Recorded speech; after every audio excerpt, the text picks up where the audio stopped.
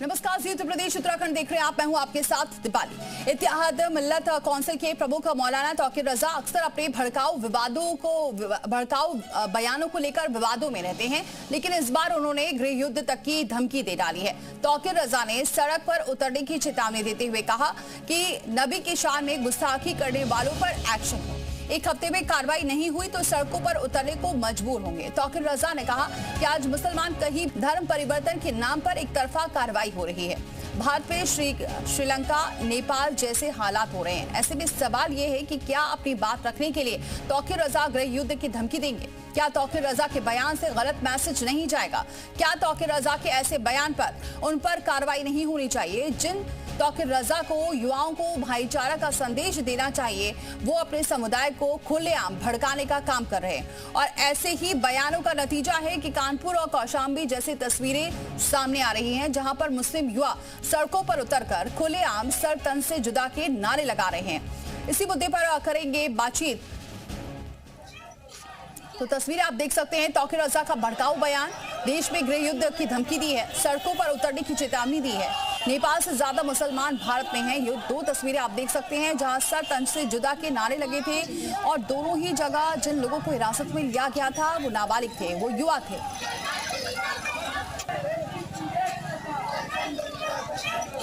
क्या है? हम जिला प्रशासन को एक हफ्ते का वक्त दे रहे हैं।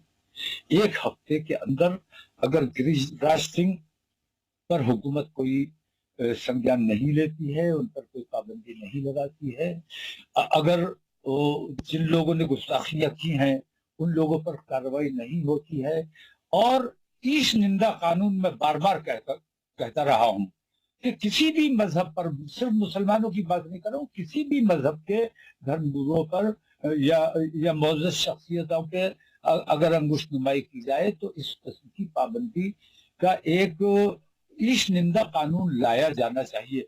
श्रीलंका की कुल आबादी, बांग्लादेश की कुल आबादी और नेपाल की कुल आबादी अगर आप मिला दे तो भी हिंदुस्तान के मुसलमानों की तादाद उन सबसे ज्यादा हो जाती है। अगर मुसलमान सड़कों पर आएगा तो हुकूमत मानने पर मजबूर हो जाएगी, लेकिन हम मुसलमानों को रोक के रखे हुए हैं कि हमें अपने मुल्क में अफरा तफरी नहीं पैदा करनी है। अगर हुकूमत एक हफ्ते के अंदर हमें कोई आश्वासन देती है, इस तरफ कुछ काम करती है तो ठीक है, वरना हम एक हफ्ते के बाद सड़कों पर एहतजाज करने पर मजबूर।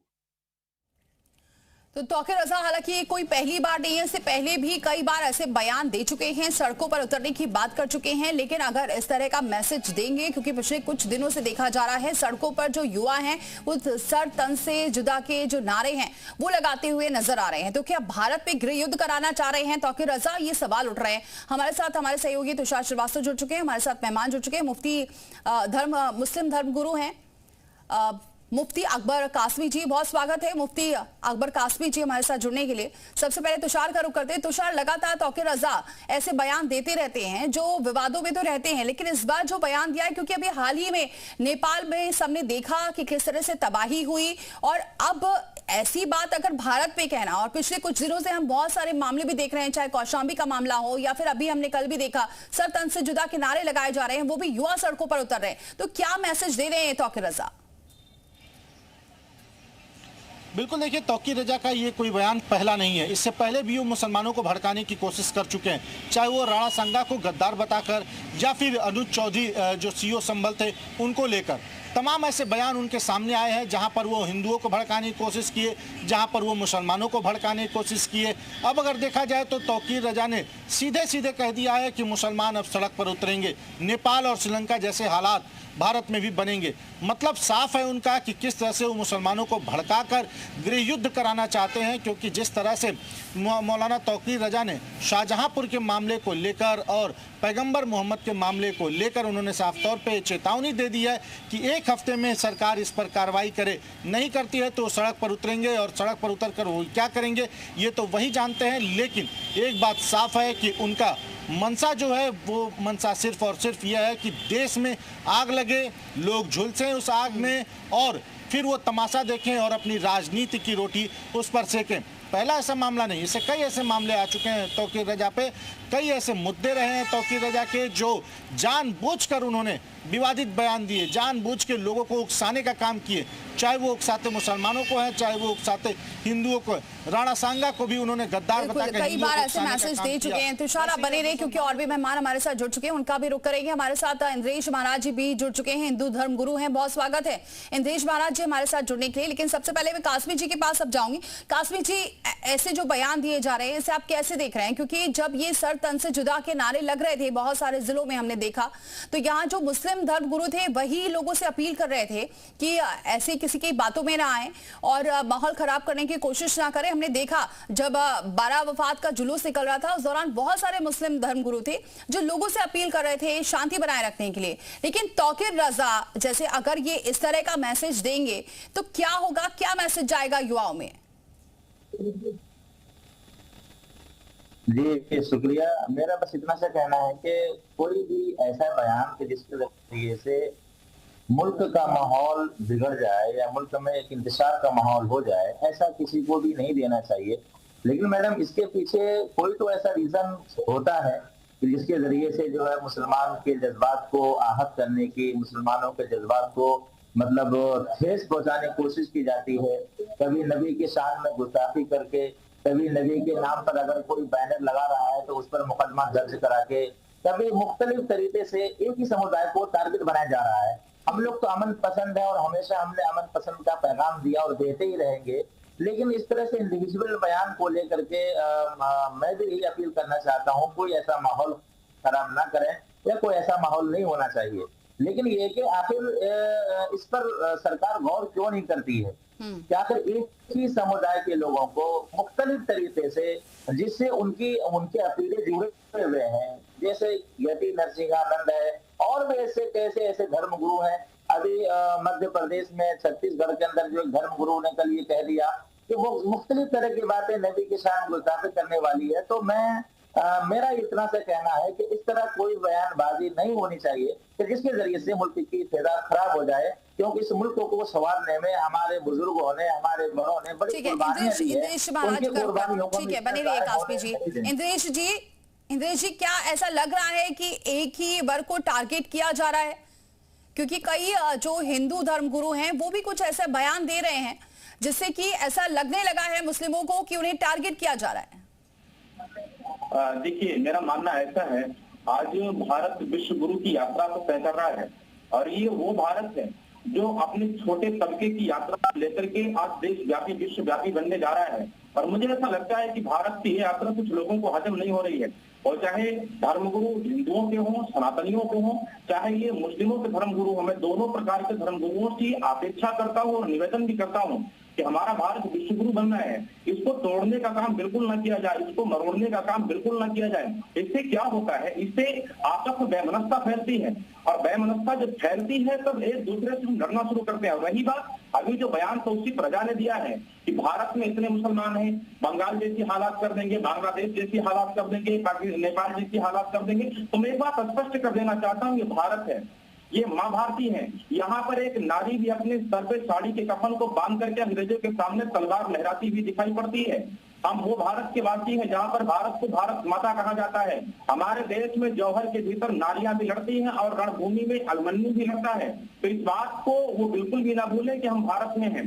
भारत में नेपाल, बांग्लादेश, बंगाल जैसे हालात होने वाले नहीं हैं। यहाँ पर सारा चीज सहनता है। रावण की बहुत बड़ी सेना को, चतुरंगड़ी सेना को एक बनवासी राम मार के गिराता है। तो इस बात को बिल्कुल भी ना भूलें। लेकिन रही बात बयान की, तो ऐसे बयान बिल्कुल बनने दिया जाए जो हमारे देश को तोड़ने का काम करे, जो हमारे देश को मरोड़ने का काम करे। ठीक है, जवाब ले लेते हैं कासमी जी। बेहतर है, उनका अपना एक नजरिया है, इंडिविजुअल राय है, ठीक है, ऐसा बयानबाजी ना हो बेहतर है। लेकिन मैडम ये भी तो देखिए कि आखिर इस बयानबाजी के पीछे आखिर कोई तो राज है जिसकी वजह से जो है मतलब एक अमन पसंद शहरी होते हुए और अमन की बात करने वाले इस तरह की बात कर रहे हैं। तो कोई तो राज है, कोई तो किसी बात से उनका दिल दुखा है। कि मुसलमानों की कहीं भी मुकम्मल तौर पर उनको सुनवाई नहीं होती है। अगर ये बात दिन ठीक दुआएं है, कुछ भी भारत हो एक- काश्मीर जी, ठीक है, मैं उनसे भी बोल रही हूँ, लेकिन क्या ऐसी बातें कहेंगे कि युवा सड़कों पर उतरे, नेपाल और श्रीलंका का जिक्र करेंगे, गृह युद्ध लड़ाने की बात करेंगे कि अब यहाँ हिंसा हो? क्या ऐसा लगता है अगर ऐसे जो तौकीर रजा अगर इस तरह का बयान देंगे और युवाओं को भड़काएंगे तो क्या ये जायज है? नहीं, ये बिल्कुल जायज नहीं है। लड़ने लड़ाने की बात नहीं कर सकते। हाँ, ये पीसफुल तरीके से अपनी बात रखने का फंडामेंटल राइट है हम सबको, तमाम हिंदुस्तान में रहने वाले तमाम देशवासियों को। अगर उनको लग रहा है कि हमारे खिलाफ ऐसा हो रहा है तो उनको अपना फंडामेंटल राइट है, अपनी बात वो बात पहुंचा सकता है। लेकिन लड़ाई की बातें करना या गृह युद्ध की बातें करना, ये मेरे नजरिए से बिल्कुल खिलाफ है। हाँ, अगर हमें लग रहा है कि हमारे साथ ऐसा हो रहा है, नाइंसाफी हो रही है, तो हम अपनी बात को पीसफुल तरीके से सामने में रख सकते हैं, हुकूमत को हम जता सकते हैं, देखिए हमारे साथ ऐसा हो रहा है। लेकिन हुकूमत को भी चाहिए कि वो मतलब एक नजर से सबको देखे, हिंदू मुस्लिम सिख ईसाई सब एक दूसरे के भाई भाई है, सबको एक नजर से ठीक है, देखे। तुषार भी हमारे साथ नजरिया। बने हुए हैं, हमारे सहयोगी। तुषार, अगर आपको भी कोई सवाल लेना है तो आप पूछ सकते हैं। आप देखिए दीपाली, सबसे पहली बात बताऊं तो सवाल यह है कि क्यों ये जो तौकीर रजा है मुसलमानों को भड़काने की कोशिश करते हैं। इससे पहले भी अगर देखा जाए तो मुसलमानों के से उन्होंने कहा कि दिल्ली का घेराव करो। हमारे जो युवा साथी हैं, जो युवा मुसलमान हैं, वो बुज़दिल नहीं हैं, वो डरपोक नहीं है, ये ईंट से ईंट बजा देंगे। तो इस तरह की बयानबाजी से उनका क्या मतलब है? इस तरह की बयानबाजी क्यों करते हैं? अगर कोई बात अगर उनको सरकार से करनी है तो आसान शब्दों में किया जा सकता है। उनकी प्रोफाइल बड़ी है, वो फ़ोन कॉल पे बात कर सकते हैं, उनकी प्रोफाइल बड़ी है, वो किसी और तरीके से भी बात कर सकते हैं। लेकिन इस तरह से आखिर में क्यों भड़का रहे हैं? क्या चाहते हैं कि देश एक इस्लामिक कंट्री बने या फिर देश में गृह युद्ध जैसे हालात हों? बिल्कुल, कासमी जी। जी बेहतर है, मतलब उनका ये कहना अपनी जगह पे ठीक है, मुनासिब है, लेकिन इस तरह का नहीं बोलना चाहिए। मैं भी इसकी तरदीद करता हूँ कि नौजवानों ने चूड़ियां नहीं पहनी है, नौजवान कमजोर नहीं है, इस तरह से नौजवान में एक शोला पैदा होता है, इस तरह की बात नहीं होनी चाहिए। मैं इस बात की भी तरदीद करता हूँ। लेकिन मैडम, मैं बार बार ये कह रहा हूँ कि सरकार हमारी सुन पा रही है। सबसे बड़ी बात तो ये हम सरकार से कह रहे हैं कि भाई अभी यती नरसिंह ने जबरदस्त मुखालफत की, हमारे नबी के शान गुस्ताखी की, उनको जेल कहाँ भेजा? तो सरकार को सुननी चाहिए ना हमारी बात। आखिर नहीं सुन रही है सरकार, सरकार कोई रद्दमल नहीं है इसके ऊपर। सरकार तो कह रही है, सरकार तो कह रही है कासमी जी, ऐसा नहीं है सरकार अगर सुन नहीं रहती हो तो एक्शन नहीं होता। सरकार तो हर जगह एक्शन ले रही है। माहौल खराब करने की जो भी कोशिश करेगा उसे नहीं छोड़ा जाएगा। बिल्कुल, मैं इसका समर्थन करता हूँ। जो माहौल खराब करने की कोशिश करे उनको बिल्कुल ना छोड़े, लेकिन जो माहौल खराब कर रहा है। बने रहिए हमारे साथ। इंद्रेश जी, कई बार जो कासमी जी कह रहे हैं और यही चीज हिंदू धर्मगुरु में भी देखने को मिल रहा है, कई बार वो ऐसे बयान दे रहे हैं कि जिसकी वजह से लोगों के अंदर काफी भेदभाव महसूस हो रहा है। देखिए, मैं बड़ी जिम्मेदारी के साथ में एक बात कहना चाहता हूँ, बहुत जिम्मेदारी के साथ में कहूंगा, जो लोग ऐसे बयानबाजी कर रहे हैं। एक इंद्रेश जी, मैं लौटती हूँ क्योंकि हमारे साथ राजेश जी जुड़ चुके हैं, बीजेपी के एमएलए हैं। राजेश चौधरी जी, बहुत स्वागत है हमारे साथ जुड़ने के लिए। राजेश चौधरी जी, एक तो बयान दिया है तौकीर रजा ने, जो बयान दिया है वो आपने सुना ही होगा कि अन्याय हो रहा है मुसलमानों के साथ, सड़कों पर उतरने को मजबूर हो गए हैं। लेकिन हमारे साथ एक कासमी जी भी जुड़े हुए हैं जो मुस्लिम धर्म गुरु हैं। वो ये कह रहे हैं कि वो बार बार सरकार से अपील कर रहे हैं कि जैसी बयानबाजी हो रही है मुस्लिमों के खिलाफ, सरकार उनकी सुन नहीं रही है। देखिए, जिस तरह से ये बयानबाजी करते हैं और धमकाने वाली भाषा का इस्तेमाल करते हैं, तो सरकार किसी धमकी में तो आने वाली है नहीं। इनका एकमात्र एजेंडा है भारत में गजवाए हिंद करना। आप उन क्षेत्रों का थोड़ा सा अध्ययन करिए जहां मुसलमानों की आबादी 30% से अधिक हो जाती है, वहां से हिंदुओं को पलायन करना पड़ता है। वहां उनका जिस तरह से उत्पीड़न होता है, बंगाल के अंदर संदेश खाली में क्या हो रहा है, जाइए अररिया में, जाइए भागलपुर में, बिहार के अंदर क्या हालत वहाँ हिंदुओं की हो रही है। ये बहुत बड़ी राजनीतिक और अंतर्राष्ट्रीय साजिश है देश का इस्लामीकरण करने की। उसी भाषा को ये बोलने पर केंद्र के अंदर नरेंद्र मोदी की सरकार, उत्तर प्रदेश के अंदर योगी जी की सरकार इनको ठीक करना जानती है। सरकार कोई ऐसी भाषा का इस्तेमाल करेगा धमकाने वाली का, तो उसका इलाज भी हम ठीक से जानते हैं। ठीक लेकिन राज करेंगे राजेश उसका। जी, क्या करेंगे हम बात करें तौकीर रजा की। तौकीर रजा तो कई बार ऐसे बयान दे चुके हैं, फिर क्यों नहीं एक्शन बहुत कड़ा होता है? क्योंकि इनकी कोई पहली बार नहीं है, ऐसे कितनी बार ऐसे बयान दे चुके हैं जो लोगों को भड़काने का काम करते हैं। तौकीर रजा तो दंगा कराना चाहते हैं देश के अंदर। तौकीर रजा चाहते हैं दंगा हो और सरकार बदनाम हो, दुनिया के पटल पर जो नरेंद्र मोदी जी का नाम है उसमें किसी भी तरह से दाग लगे, ये चाहते हैं। तौकीर रजा की कोई हैसियत नहीं है, तौकीर रजा की कोई अपील नहीं है, केवल वो टीवी के नेता हैं। टीवी पे आकर बयानबाजी करने का काम करते हैं, तो ऐसे लोगों को जनता जवाब देती है।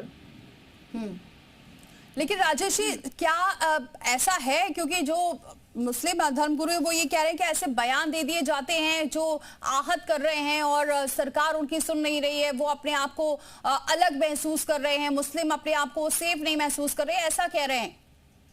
देखिए, पुरानी जो सरकारें थी वो कहती थी इस देश के संसाधनों पर, देश के प्रधानमंत्री ने कहा इस देश के संसाधनों पर पहला अधिकार मुसलमानों का है। मनमोहन सिंह जी देश के प्रधानमंत्री थे, उन्होंने कहा इनको उस समय मलाई खाने की आदत पड़ी। ठीक है राजेश जी, बहुत शुक्रिया हमारे साथ जुड़ने के लिए। सभी मेहमानों का बहुत शुक्रिया हमारे साथ जुड़ने के लिए।